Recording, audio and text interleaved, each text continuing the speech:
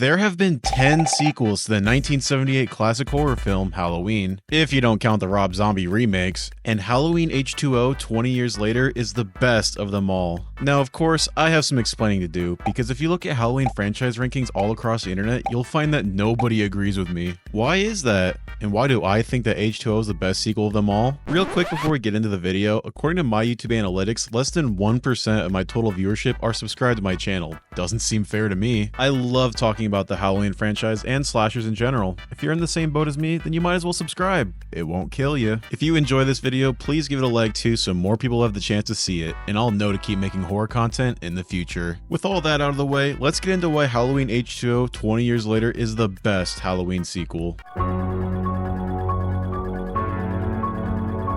For the two people who clicked on this video and don't know what the Halloween franchise is, it's all about Michael Myers, the embodiment of true evil. And my god, this dude needs some help. Poor Dr. Loomis, man, he really tried to help Michael. I've never seen someone try as hard as him at his job and not succeed. Most mental health experts will tell you that the key to happiness is having good human connections, a healthy lifestyle including exercise and diet, and pursuing passions close to you. The only thing that seems to make Michael Myers happy is stabbing people. Does that even make him happy? We've never even seen the guy crack a smile or anything. Maybe Michael is this way because he's a lifelong virgin. This dude Michael really should start creeping on some bitch. As for H20's plot, well, this franchise's canon is a mess, and Halloween H20 started that. This movie decided to completely ignore the events of Halloween's 4 through 6 and continue right where Halloween 2 left off. But what about Halloween 3? Shut up, not important. Mikey ain't even in that movie. That's a whole nother story. The main character of Halloween H20 is Laurie Strode, who is the final girl of the first two movies. She was killed off screen in Halloween 4, so that's why this movie chooses to ignore the events of Halloween's 4 through 6. In Halloween 2, it was established that Michael Myers and Laurie Strode are brother and sister, so that's why Michael wants to kill her.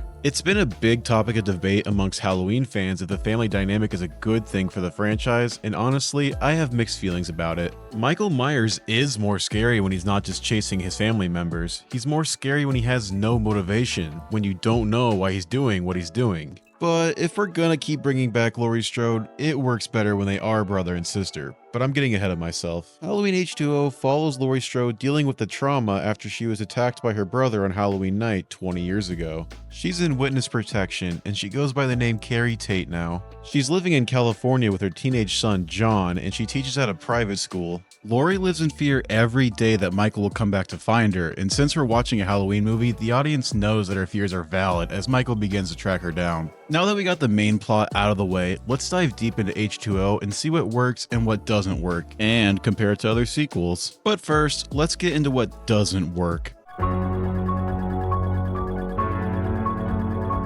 To make the H20 haters happy, I'm putting this first. Elephant in the room. The Michael Myers presented to us in this movie is terrible. Apparently, the actor who played Myers in this movie, Chris Duran, had never even seen a Halloween movie when he was accepted for the part. How did the filmmakers manage to find the one person on Earth in 1998 who hadn't seen the original Halloween to play Michael Myers? That's pretty impressive. Chris Duran was also a stunt performer for Ghostface in Scream 2, and you can tell from the performance, the way Michael moves in this movie and his mannerisms just all feel off. More importantly than that, the masks are just horrific. There are 4 different Michael Myers masks used in this movie. 4! The studio just couldn't make up their minds. The main mask that they eventually settled on, commonly referred to as the Stan Winston mask, has the eyes clearly visible the entire movie. What are we doing, man? The biggest offender of all is a CGI mask. If you didn't know, due to the mask mess, with the original looking like an alien, they had to do extensive reshoots of the movie with the Stan Winston mask instead. But apparently, in this scene, they couldn't reshoot it for whatever reason, so they just slapped this CGI garbage on the scene instead. Incredible. The Michael Myers in this movie just feels nerfed and not as intimidating as usual, and for a lot of Halloween fans, that's good enough reason for this movie to fall several spots in the rankings. This movie has some of the worst Michael Myers masks, one of the less acclaimed Myers performers, and has less kills in general than the rest of the sequels. If you watch these movies just to watch Michael Myers do his thing and nothing else, then of course H20 isn't your favorite, but that's not what's most important to what makes a movie good.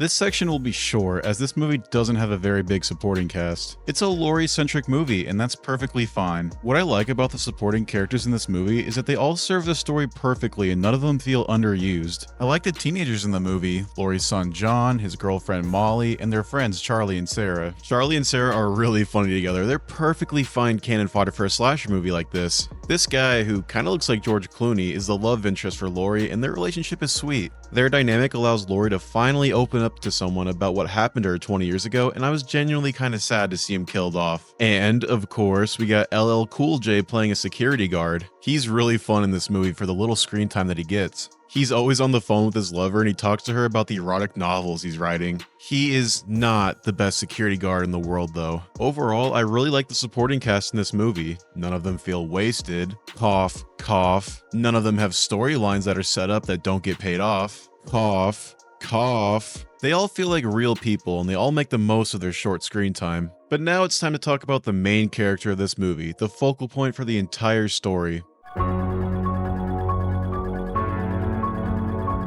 Jamie Lee Curtis returned to the Halloween franchise to play Laurie in this movie, and this is the best version of the character that we've gotten in this franchise. Why is that? She goes through a real arc.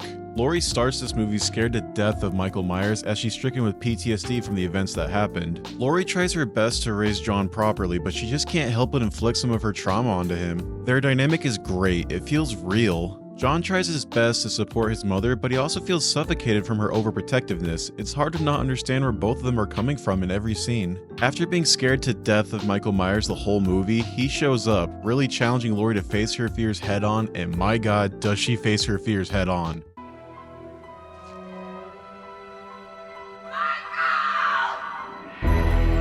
This is one of the best moments from the entire franchise. After being tortured for 20 years, she has finally overcome her fears and trauma and decides she's going to end this once and for all. Ugh.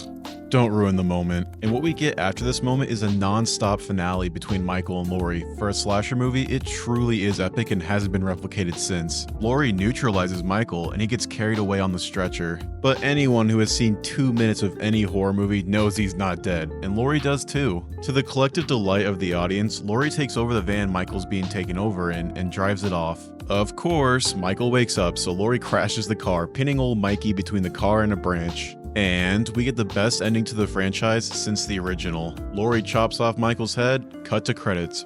It was perfect. Perfect. Everything, down to the last minute details. Laurie's arc is complete. The woman we saw at the beginning of the film, tortured and afraid, has overcome everything and decapitates her trauma. So that's the basic outline of the story, but what really makes it the best sequel? Naturally, we'll have to compare H20 to other sequels, so let's get into that.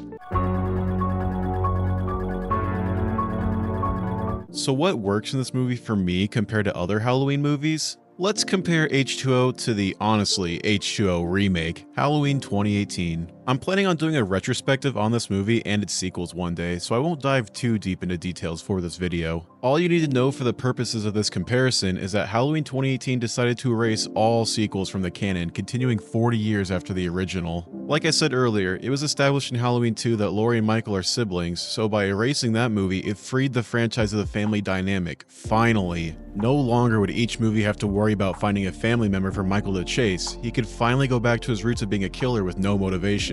Except Jamie Lee Curtis returned again for Halloween 2018. They really put themselves into a corner with this one. Now that Laurie and Michael are no longer siblings, they have to try to come up with more convoluted ways to get them together again. Because with Michael being a mindless killer now, why would he care about Laurie 40 years later? Because she's the one that got away? I don't really buy it. And we see that in Halloween 2018. When Michael escapes from the bus and makes it to Haddonfield, he feels directionless. He just goes from house to house, quickly murdering people and moving on to the next victim. This completely takes away from the spirit of the character. Michael not only enjoys killing, he enjoys stalking his victims too, inflicting fear in them before going for the finishing blow. It's like they say, it's about the journey, not the destination. But let's redirect to Laurie for a bit. When we catch up with Laurie 40 years after a few of her friends were killed by a random guy, we find out she's a complete mess. She lost custody of her kids and is hiding away in her house, which she has completely transformed into a murder trap for Michael if he comes back. She trains every day for his return, having an entire colony of dummy mannequins in her backyard for target practice. To really highlight the differences between these two Laurie Strodes, let's take a look at these lines between the two movies.